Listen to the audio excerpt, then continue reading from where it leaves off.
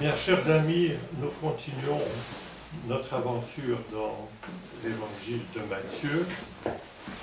Au programme aujourd'hui, nous avons 2 points. D'abord, nous verrons assez rapidement le chapitre 13 qui concerne les paraboles du royaume des cieux. L'ensemble des paraboles, ou une partie importante des paraboles de Matthieu sont groupées dans le chapitre 13 de cet évangile. Et ensuite, je vais dire quelques mots dans une deuxième partie sur la relation de Matthieu avec le judaïsme du 1er siècle, et en particulier la question de sa relation avec la communauté judéo-chrétienne. Donc c'est quelque chose qui est transversal par rapport à ce que nous avons vu. Nous continuons les évangiles en les lisant, et on est déjà au chapitre 13, mais ceci, comme nous avons déjà parlé pas mal de ces aspects-là, eh bien il est peut-être intéressant de donner quelques éléments de la critique actuelle qui se sont penchés sur ces questions qui sont encore loin d'être résolues à ce jour. Donc, nous commencerons par le chapitre 13. Donc, si on reprend le plan général des synoptiques, dans le ministère en Galilée de Jésus, vous vous souvenez qu'il y avait tout le passage du sermon sur la montagne. Ensuite, on a vu les miracles de Jésus. Ensuite, l'appel des 12. Et maintenant, nous arrivons aux paraboles du royaume. Les paraboles du royaume, certaines sont extrêmement bien connues de vous, comme la parabole du semeur, et puis la parabole de l'ivraie.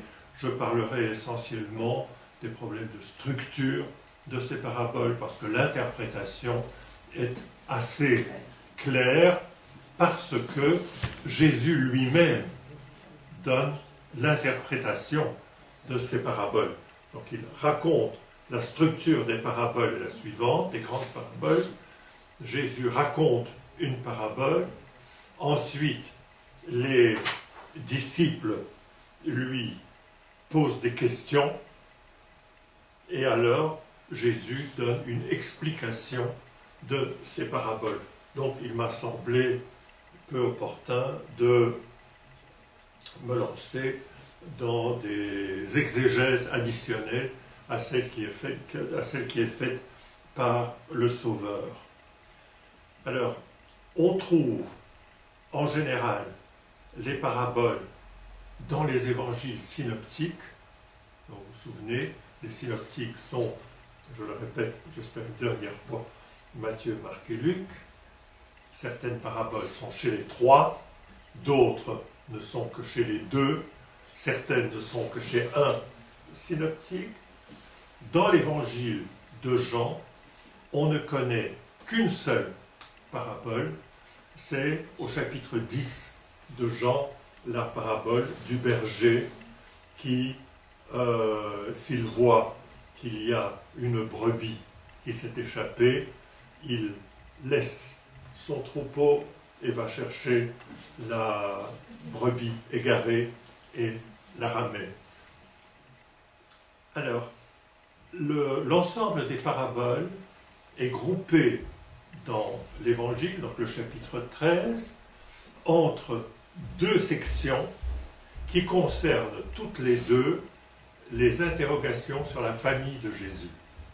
Donc au début, à la fin du chapitre 12 et à la fin du chapitre 13, il y a une interrogation sur la famille de Jésus. Alors, comment comprendre les paraboles? Les paraboles, tout comme l'ensemble d'un enseignement de Jésus, doit ou peut être compris, et c'est Jésus qui le dit, par le don de l'Esprit. Regardons ce qu'il est dit là-dessus dans l'évangile de Jean. Je prends le chapitre 16, qui est le grand discours de Jean avant la Passion, l'évangile que nous lisons le soir du jeudi saint. C'est le premier très long évangile que nous lisons le soir du jeudi saint, donc dans ce que l'on appelle les 12 évangiles de 12 évangile. Alors voyons, la question des disciples, c'est 16-29. Je prends au 28. Je suis sorti du Père et je suis venu dans le monde, tandis qu'à présent je quitte le monde et je vais au Père. 29. Ses disciples lui dirent, voici que maintenant tu parles ouvertement et que tu abandonnes tout langage énigmatique, donc langage de parabole. Oui. Maintenant nous savons que toi tu sais toutes choses et que tu n'as nul besoin que quelqu'un t'interroge. Et que répond Jésus à cela? Prenons 16, verset 13. Lorsque viendra l'Esprit de vérité, il vous fera accéder à la vérité tout entière. Donc on voit bien que pour comprendre tout enseignement de Jésus, il y a le rôle de l'Esprit, et il est clair que les pères de l'Église nous disent que toute exégèse, toute interprétation, toute herméneutique du texte doit se faire avec l'aide de l'Esprit Saint, puisque nous croyons que l'Esprit Saint anime l'Écriture sainte, et d'eux à l'intérieur de l'Église. Alors voyons encore 16, verset 25, voilà.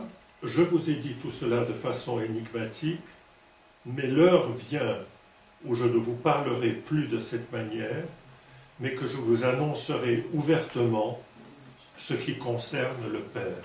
Donc Jésus ici dit, avant cela je vous ai parlé en parabole, mais maintenant il est temps, maintenant que c'est la fin, il est temps que je vous parle et je vous dise clairement ce que j'ai à vous dire.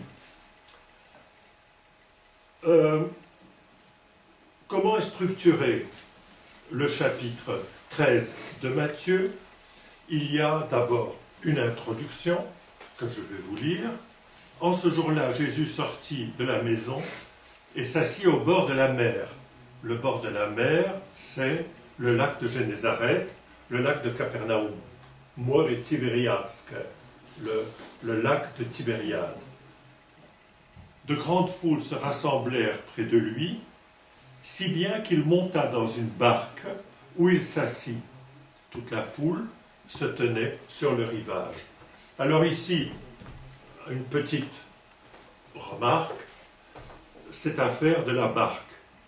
La barque, on la trouve en Matthieu et en Marc. Luc ne parle pas de ça. Luc dit, « Or, comme se réunissait une foule nombreuse et que de chaque ville on s'acheminait vers lui, il dit par parabole. » Donc, ce détail sur la barque n'est pas dit. Alors, si on se souvient que Marc est l'évangile, ce que l'on dit, Marc reprend ce que Pierre lui a raconté. Pierre était témoin, donc on peut comprendre aisément que Marc se rappelle de ce petit détail narratif qu'il y avait tellement de monde au bord de mer, au bord du lac de Tibériade, que Jésus a pris un peu de distance et il s'est mis dans une barque. Bon, c'est un commentaire. Et ensuite, on passe à la parabole du semeur. Comment est-ce structuré? La parabole des versets 3 à 9. Ensuite, les demandes des disciples qui sont assez fournies. Et dans la réponse de Jésus, vous verrez que Jésus oppose le vous des disciples, vous qui comprenez, à eux qui ne comprennent pas. Et enfin, il y a l'explication qui est donnée par Jésus, de 18 à 23. Je dois dire que la parabole du semeur, nous la trouvons dans les 3 évangiles synoptiques, Matthieu, Marc et Luc. Cette parabole, ainsi que son interprétation, est assez longue au point de vue verset, et vous vous souviendrez qu'il y a 2 réunions, je pense, je vous ai parlé de l'évangile de Thomas. Et je vous avais dit, c'est un évangile complètement apocryphe qu'on a trouvé récemment, qu'il y a que peu de... il y a un manuscrit, et si je me rappelle bien, on a trouvé des tout petits lambeaux dans les manuscrits oxyrhynques, vous vous souvenez de cela, et je vous avais dit, ce sont des récits extrêmement courts. Eh bien, lisons la parabole du semeur chez Thomas, et puis nous verrons comment l'évangéliste, et j'ai tendance à dire le rédacteur de l'évangile, de Thomas ou de Matthieu et des autres, comment il amplifie tout cela. Les critiques, la critique, ce que l'on appellerait la critique libérale, la critique actuelle dira, la parabole elle-même, dite par Jésus, était extrêmement courte, mais après, les rédacteurs successifs ont augmenté cela. Alors voyons ce qu'on trouve dans l'évangile de Thomas. C'est la parabole du semeur, assez Thomas 9. Jésus a dit, « Voici que le semeur sortit, emplit sa main, jeta. Certaines tombèrent sur le chemin, les oiseaux vinrent les cueillir. D'autres tombèrent sur la pierre, et elles ne prirent pas racine dans la terre et ne firent sortir d'épis vers le ciel. Et d'autres tombèrent sur les épines, et l'étouffèrent la semence, et le ver le mangea. Et d'autres tombèrent sur la bonne terre, et elle donna un bon fruit en haut. Elle produisit 60 par mesure, et 120 par mesure. » Donc ça, c'est ce que l'on appelle l'évangile de Thomas. Alors je vous lis Matthieu, je ne vais vous lire que Matthieu. « Voici que sortit le semeur pour semer, et comme il semait, des grains tombèrent le long du chemin, et venant, les oiseaux les mangèrent. D'autres grains tombèrent sur des pierrailles, où il n'y avait pas beaucoup de terre. » Ça, c'est un ajout. Pierrailles, le rédacteur a dit, a explicité, des pierrailles où il n'y avait pas beaucoup de terre. Et aussitôt ils ont levé, parce qu'ils n'avaient pas de profondeur de terre. Ça, ce n'est pas dit chez Thomas. Or le soleil s'étant levé, ils furent brûlés, et parce qu'ils n'avaient pas de racines, ils séchèrent. D'autres grains tombèrent sur les épines, et les épines ont monté et les ont étouffés. D'autres grains tombèrent sur la bonne terre, et ils donnaient du fruit. Celui-ci 100 pour un, celui-là 60, celui-là 30. Qui a des oreilles, qu'il entende. Donc, voilà la parabole qui est racontée, qui développe. Et alors, quand on compare les versions de Matthieu, de Marc et de Luc, bon, il y a des différences, mais ce sont, à mon sens, des différences qui ne sont pas substantielles, donc nous ne nous y arrêtons pas. À la suite de ça, les disciples posent des questions au Christ. Je ferai remarquer que pour une fois, une des rares fois dans l'Évangile, dans son explication, Jésus cite lui-même le prophète Isaïe. En général, vous avez vu, chez Matthieu, on dit et ceci se passa comme cela, afin que se réalise ce qui a été dit par les prophètes. Mais ça, c'est un commentaire de l'auteur de l'évangile. Ici, Jésus utilise Isaïe pour répondre. Les disciples s'approchèrent et lui dirent « Pourquoi leur parles-tu en parabole ?» C'est la question qu'on a déjà évoquée chez Jean. Il répondit « Parce qu'à vous, il est de connaître les mystères du royaume des cieux. » Vous vous souvenez, Matthieu dira toujours « royaume des cieux », il ne dira pas « royaume de Dieu ». Tandis qu'à ceux-là, ce n'est pas donné. Vous voyez, Jésus fait la différence entre à vous et à ceux-là. Car à celui qui a, il sera donné, et il sera dans la surabondance. Mais à celui qui n'a pas, même ce qu'il a, lui sera retiré. Cette phrase-là, c'est peut-être très injuste dans notre petite morale bourgeoise, mais c'est exactement ce que l'on voit dans la parabole des talents. Vous vous souvenez, dans la parabole des talents, il y en a celui qui reçoit 1, qui 2 et 5, celui qui 5 met à la banque, il a 5 de plus, celui qui a mis 2, il en a 2 de plus, mais celui qui a mis 1, il n'a pas été au café et il n'a pas bu ce 1, il l'a mis dans la terre. Et lui, le Seigneur qui arrive, il est mécontent de son domestique. Donc on pourrait dire aussi, c'est injuste. Simplement, vous remarquez cette phrase-là qui rappelle quand même quelque chose qu'on a vu ailleurs. Voici pourquoi je leur parle en parabole. Jésus répond ici.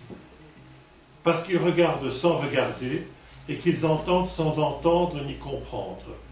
Et pour eux s'accomplit la prophétie d'Isaïe qui dit, et alors, vous avez beau entendre, vous ne comprendrez pas, etc. Donc je ne vais pas lire la prophétie d'Isaïe. Donc ici, remarque une citation d'Isaïe faite par le Sauveur lui-même. C'est un cas tout à fait rare dans les évangiles.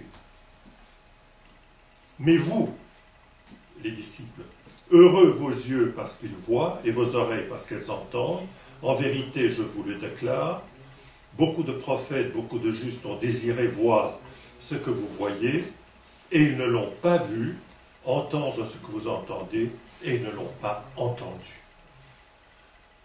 Après ça, nous avons de 18 à 23, nous avons l'explication que fait Jésus de la parabole du semeur. Je crois qu'il n'est pas utile de reprendre cette explication, c'est bien connu de tout le monde. Qu'est-ce qu'on remarque? Il y a donc 4 types de terre, il y en a 3 qui est stérile, il y en a une qui est fertile. On pourrait dire qu'il y a une valeur eschatologique. Après 3 insuccès, il y a un succès final. Donc la dernière fois que le Sauveur sème, ça marche. Les 3 premières fois, ça n'a pas marché. Ensuite, on passe à une deuxième parabole qui est la parabole de l'ivraie. L'ivraie, c'est une mauvaise herbe qui se mélange au bon blé, au bon froment. Alors ici, une petite remarque lexicologique. Comment se dit l'ivraie en grec? Ça s'appelle zizania. D'où le mot français, la zizanie. Semer la zizanie. Donc vous prendrez le texte grec, c'est zizania. Est-ce qu'on sait quelle variété botanique c'est? Moi je ne le sais pas. Alors, lisons cette parabole-là.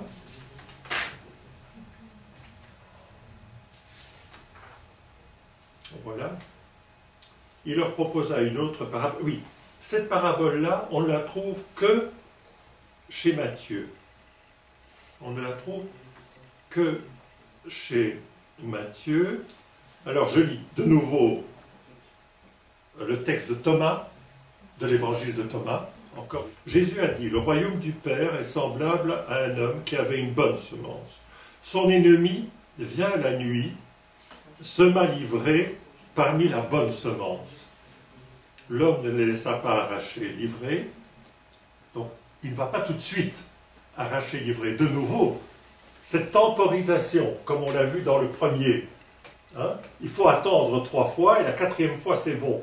Ici, il y a de l'ivraie qui pousse, l'homme ne l'arrache pas tout de suite. On va voir ce qu'il va faire avec, vous savez très bien ce qu'il va faire avec l'ivraie.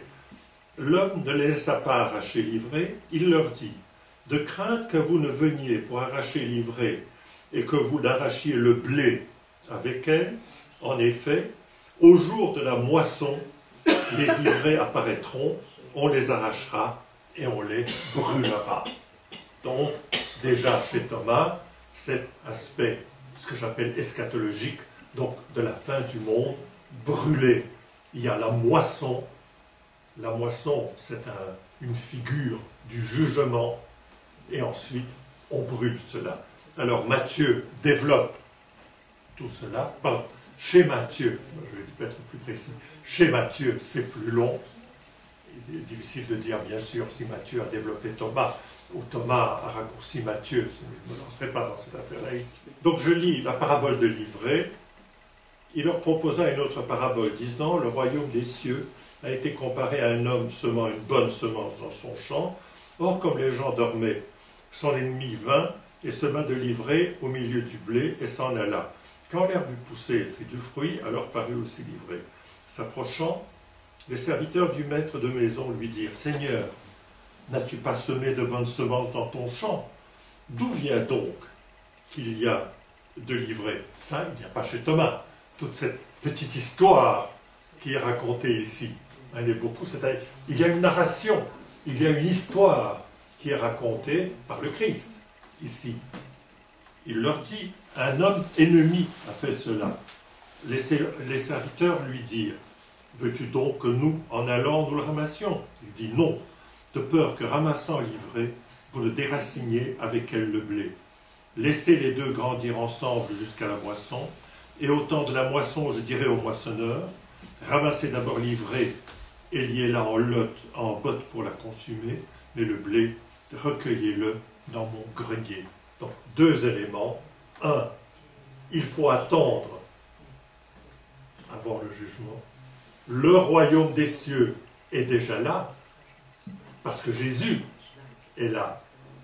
Mais dans le royaume des cieux, tel qu'il est là, tel que nous croyons qu'il est déjà là, il y a une cohabitation des bons et des méchants. On ne règle pas leur compte aux méchants tout de suite. Donc c'est quelque chose qui est intéressant dans cette parabole. Ensuite, il y a 2 autres paraboles. Une qui est sur le grain de moutarde. On traduit en français le grain de sénévé. Et la parabole sur le levain. Bon, ces 2 petites paraboles. Je lirai celle sur le grain de sénévé. Il leur proposa une autre parabole. Le royaume des cieux est comparable à un grain de moutarde qu'un homme prend et sème dans son champ. C'est bien la plus petite de toutes les semences. Mais quand elle a poussé, elle est la plus grande des plantes potagères. Elle devient un arbre, si bien que les oiseaux du ciel viennent faire leur nid dans ses branches. Alors ici, cette parabole est reprise chez les 3 synoptiques en des termes assez voisins les uns des autres. Je crois qu'il n'y a pas d'explication. Je crois qu'il n'y a pas d'explication qui est faite par le Seigneur, mais que nous dit cette parabole? Elle dit, voilà, il y a quelque chose de tout petit qui est planté, la parole du Seigneur qui est plantée toute petite, et il y a une espèce d'espoir qui est là, et que ça devient plus grand, et même les oiseaux du ciel vont se nicher dans les branches de cet arbre énorme qui est devenu. Bien sûr, il y a un peu d'exagération dans cette parabole. Il est difficile de penser que cette plante de la moutarde fait un immense arbre, mais on peut dire c'est poétique, c'est hyperbolique dans cette parole. C'est exact, c'est méditerranéen. Et pourquoi pas, encore ici, on a vu, Jésus n'a pas hésité de parler des fleurs, des lys dans les champs. Il a parlé, on a vu la fois dernière, des enfants qui jouent et qui dansent et les autres, etc. Il y a dans Matthieu ce côté, un côté d'écrivain qui, je pense, n'est pas suffisamment indiqué. C'est aussi de la littérature. Quand on regarde chez les autres, que dit Marc? Elle devient plus grande que toutes les plantes potagères et il fait de grandes branches de sorte que les oiseaux du ciel peuvent s'abriter sous son ombre. Luc dit quelque chose du même type. La parabole du levain, idem, quelque chose qui est tout petit et puis ça gonfle, ça gonfle. Alors, il y a une troisième série de paraboles. Il y a la parabole sur le trésor et sur la perle, une toute petite parabole. Le royaume des cieux est comparable à un trésor qui était caché dans un champ et qu'un homme a découvert. Il le cache à nouveau et dans sa joie, il s'en va. Mais on vend tout ce qu'il a et il achète ce champ. Le royaume des cieux est encore comparable à un marchand qui cherchait des perles fines. Ayant trouvé une perle de grand prix, il s'en est allé vendre tout ce qu'il avait et il l'a acheté. La parabole du filet, on jette le filet, il y a des gros poissons, des petits poissons, on garde les gros poissons, on rejette les petits poissons. Alors la conclusion est intéressante. Les petits, c'est ce qu'on rejette ce qu'il y a de bon. On regarde ce qu'il y a de bon oui, et pardon, ce qui ne vaut rien. Pardon, j'ai été un peu vite. Alors, conclusion. Jésus pose la question. Avez-vous compris tout cela? Il s'adresse à ses disciples. Le mot « comprendre » se retrouve plusieurs fois dans le chapitre 13. Oui, lui répondirent-ils. Et il leur dit, ainsi donc, tout scribe instruit du royaume des cieux est comparable à un maître de maison qui tire de son trésor du neuf et du vieux. Ça devient plus compliqué à comprendre, et ceci n'est pas interprété par Jésus. Quels sont deux types d'interprétation? Et ces deux types d'interprétation, je pense, se ramènent l'une à l'autre. Quand on nous parle du neuf et du vieux, on pense immédiatement à l'Ancien Testament et le Nouveau Testament. Voilà une interprétation rapide. Vous vous souvenez que, et nous reprendrons cela dans les questions quand nous parlerons du judéo-christianisme, Jésus a dit, je n'ai pas, et ça c'est le chapitre 5, je ne suis pas venu pour abolir la loi, mais je suis venu pour accomplir la loi. Donc Jésus, en aucun cas, dans l'évangile de Matthieu, ne rejette la loi de Moïse, mais il la fait comprendre au travers d'un autre prisme, dans le prisme du royaume des cieux, qui est déjà là, parce que Jésus est là. Donc on peut penser que ici, Jésus veut dire l'Ancien Testament et le Nouveau Testament. On pourrait aller peut-être un petit peu plus loin en disant, il faut comprendre cela, que pour Matthieu, qui, et nous le verrons, a écrit pour des communautés juives qui sont devenues chrétiennes, ce que l'on appelle les judéo-chrétiens, par opposition aux pagano-chrétiens, aux chrétiens qui n'étaient pas d'origine juive et donc qui n'avaient pas l'Ancien Testament, n'avaient pas la Torah, n'avaient pas les préceptes de Moïse. Eh bien, on pourrait comprendre ici, en pensant que l'évangile de Matthieu est non seulement le rapport de la vie de Jésus sur tout ce qu'il a dit et ce qu'il a fait, mais également quelque chose qui reflète les questions qui agitent les gens pour lesquels Jésus écrit, ce qu'on appelle en allemand le Sitz im Leben. Donc la vie de la communauté, eh bien, ceci pourrait faire comprendre aux personnes à qui cet évangile est adressé et pour qui cet évangile est écrit, ça pourrait leur faire comprendre que il ne faut pas rejeter massivement tout ce qui est ancien, donc la loi de Moïse dans laquelle ils ont été élevés, mais ils doivent également garder et prendre ce qui est la nouvelle loi qui a été amenée par Jésus.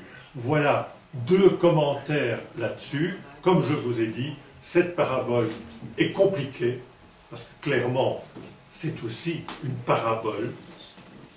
C'est une parabole, puisque il dit « Ainsi donc, tout scribe instruit du royaume des cieux est comparable ». C'est toujours la même formulation. Le royaume des cieux est comparable à un trésor. Dans le levain, le royaume des cieux est comparable. Ici, il nous dit « Tout scribe, plus juif c'est difficile, tout scribe instruit du royaume des cieux est comparable à un maître de maison qui tire de son trésor du neuf et du vieux. » Et ensuite, on a Jésus rejeté à Nazareth. Je le lis et j'aurai 2 commentaires à faire. Or, quand Jésus eut achevé ses paraboles, il partit de là. Il part. Il part, on ne le voit plus. Étant venu dans sa patrie, c'est clairement Nazareth, il enseignait les habitants dans leur synagogue, de telle façon que, frappé d'étonnement, il disait. Donc Jésus, nous l'avons déjà vu, Jésus enseigne dans les synagogues. Que fait-il dans la synagogue? Il ne lit pas le texte en hébreu, mais il commente le texte en araméen. Donc, Jésus, qu'est-ce qu'il fait? Il ne lit pas le texte, il le commente en araméen, c'est ce que l'on appelle le Targum. Le Targum qui a été noté plus tard au IIe siècle, mais donc c'est ce que fait Jésus, et il le fait dans la synagogue. Il enseignait les habitants dans leur synagogue de telle façon que, frappé d'étonnement, il disait « D'où lui viennent cette sagesse et ces miracles ?» Donc c'est un rabbi, il parle, et il parle avec sagesse. Les miracles, bon, on en a parlé. N'est-ce pas le fils de charpentier? Alors ici, il y a une question d'exégèse intéressante. Marc, dans un texte parallèle, écrit « N'est-il pas le charpentier? N'est-il pas un charpentier ?» Ici, on dit « fils de charpentier ». Voilà. Marc 6, c'est le verset 3. « Uch autos esti o tekton », donc o tekton, c'est le charpentier, o Uios tes Marias, donc ça, c'est le texte qui a été retenu, le fils de Marie. Alors, il y a d'autres variations qu'il y a. Tout tektonos Uios, le fils de charpentier.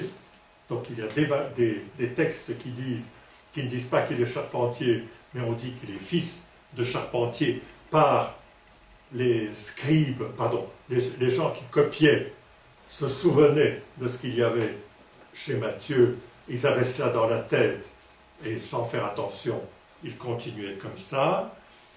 Et il y a d'autres variations. Donc, il y a ce point qui est écrit ici, les gens sont étonnés qu'un fils de charpentier parle aussi bien dans la synagogue. Sa mère ne s'appelle-t-elle pas Marie, et ses frères, Jacques, Joseph, Simon et Jude. Donc Jacques, c'est le premier, ce n'est pas l'apôtre, c'est le premier chef de l'église de Jérusalem. En russe, on dit Iakov brat Gospodin, le frère du Seigneur.